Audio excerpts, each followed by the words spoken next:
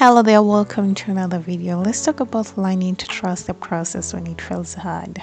I know it's easier said than done when people say, trust the process, be patient. And you're like, does the process really know that I'm trusting it though? Because it doesn't seem to act like it.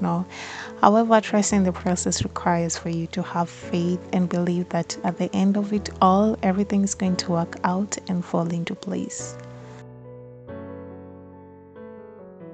Listen, in this current generation, weight has you counting your steps, counting your calories. How about you start counting your blessings? I said it before, every day you have two choices to wake up with a complaining tongue or a grateful heart. There is a lot to be grateful for. You just have to let yourself see it. There is a lot of things in our daily lives that pass us by without being appreciative. How can He trust you with more when you're not being appreciative of the little you have? When you stop taking these little things for granted, that's when you welcome abundance. There is always something to be grateful about. I hate to be the bearer of bad news, but comparing yourself will not rush the process. Comparing yourself will not move you any further ahead. Comparing yourself will not push you to where you want to be right now. It's not going to improve your situation. As a matter of fact, it's going to make it worse. It robs you of your peace of mind and makes you feel stuck. You don't know half of people's story out here. You just get to see a fraction of it. And it's sad because society has made life to be a certain way that you should follow. That you're supposed to go to school and graduate at a certain age, be a homeowner at a certain age, get married at a certain age, and have kids at a certain age. But in all honesty, as cliche as it's going to sound, we all have unique journeys. What may work for you may not work for the other person. I have seen people who use funny ways to make money fast and it works for them. But I know the moment that I try doing that, God is surely going to use me as an example. What I'm trying to say is that your life isn't meant to look like everybody else's. And they don't say let the past worry about itself for nothing, because it's a waste of mental energy and drains your capacity to create happiness.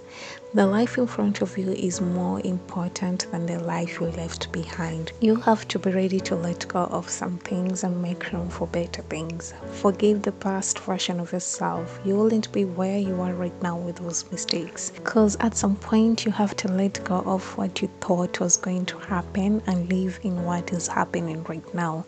At some point you have to move on to the next page because you can't keep rereading the last one. At some point, you have to stop digging what you already buried. Hobbies are a good distraction from your worries. Find something that is going to keep you busy, something that is going to reduce your anxiety and help you forget about you trusting the process for a while. Whether it's you learning to play a musical instrument, playing tennis, horse riding, painting, anything that can challenge you to step out of your comfort zone and can further contribute to your personal growth. It all starts in the mindset. Your thoughts, your reactions, your perceptions, every bit of it is up to you. Your mind will believe whatever you continuously feed it with. You get to choose what seeds you want to plant. You can choose to plant the seeds of positivity, like believing that good things take time, believing that you're not behind, you're where you're supposed to be, believing that maybe delay is shaping you to be a resilient person, or you can decide to plant seeds of negativity, constant anxiety, worry, fear, believing that you're not going to make it through. It's up to you to decide what seeds you're going to plant. If it's out of your hands, let God do what He does best. When you can't control what's happening, choose to control the way you respond. Refuse to stress yourself out. Ground yourself into the present moment. You'll soon understand why timing is perfect and things had to happen the way they did. As for now, find peace in knowing that what you're currently experiencing is a transformation period. Put your focus on what you can change.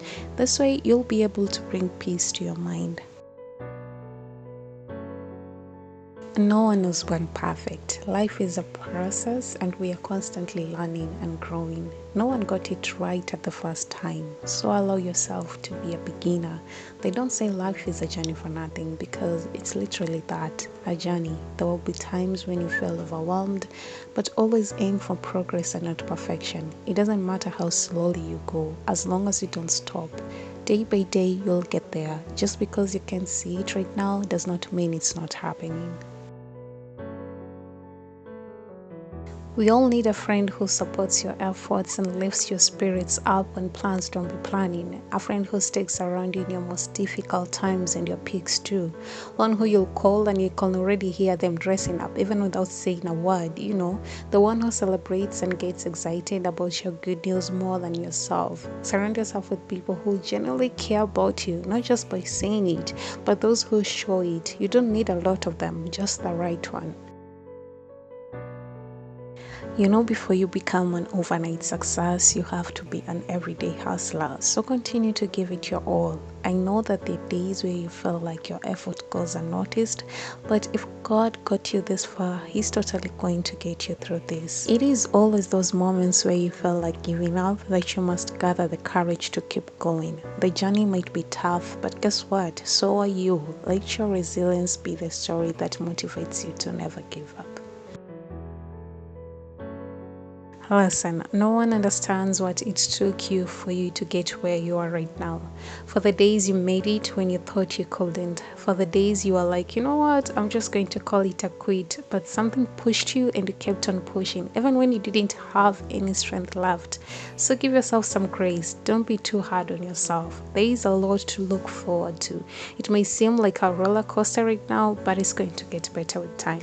All in all, trust in the process requires a lot of patience and faith. It's like trying out skincare products for the first time. You don't know if those products are going to work out for you or not, but you buy them anyways. And of course, you don't expect to see major changes in 1 or 2 months, but you keep on applying it anyways, believing and trusting that one day it's going to work out for you. And it keeps on getting worse because in this current generation where people expect to see instant results, it can be hard to embrace faith and patience, especially from societal norms. The pressure keeps getting worse, you know.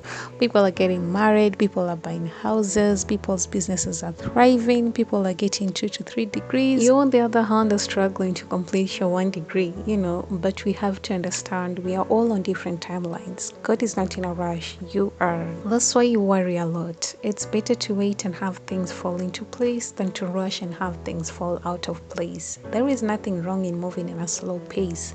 Let this season shape you how it needs to shape you. Because the truth of the matter is, we are never guaranteed to have answers to everything. But what I know is one day you'll understand why things happen the way they did, to redirect you, to guide you, to shape you. But until then, don't lose faith because everything will eventually fall into place. And this, my loves, brings me to the end. I hope you liked it. And if you did, please hit the like button and subscribe if you haven't already. And I will see you in my next time.